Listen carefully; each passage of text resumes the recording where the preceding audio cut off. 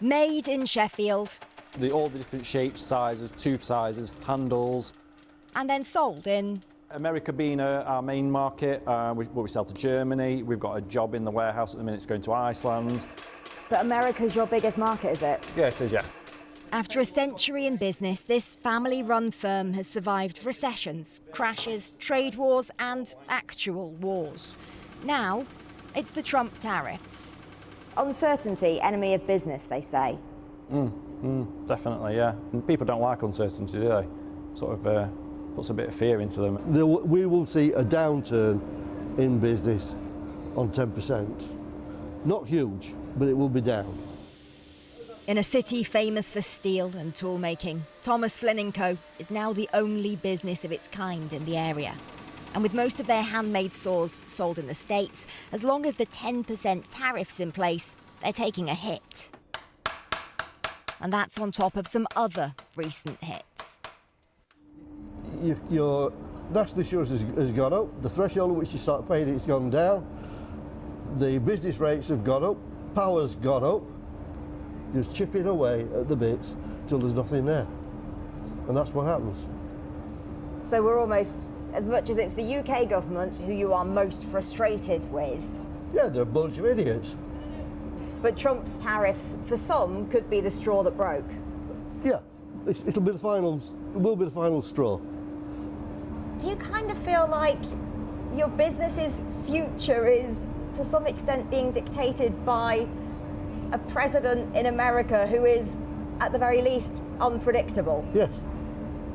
Yeah, everybody, regardless of what industry you're in, what you do, is now being affected by Donald. And with Scunthorpe just an hour away, at this business, they see the future of British steel as crucial. They should never have sold it to the Chinese. The country that doesn't make its own steel may as well turn the lights out, back it up, you may as well go away. From the last saw maker left in Sheffield to the UK's only maker of washing machines in County Durham, though that's not all they make. We kind of started the water cooler businesses in the UK. EBAC was started in the 70s by Pamela Petty's engineer father. They used to sell more in the States, but lost a big contract to a cheaper Chinese manufacturer. Many of the concerns we've heard, they share. We've got to look after the people who work for us. You know, we've got 140 mouths to feed and their respective mouths. So we've got to look at decisions that we make. But there's a different take on the Trump tariffs.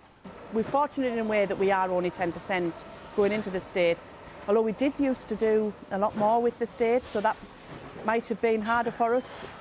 Saying that, the current situation, we might be able to take advantage of going back to America because we lost out to Chinese competition.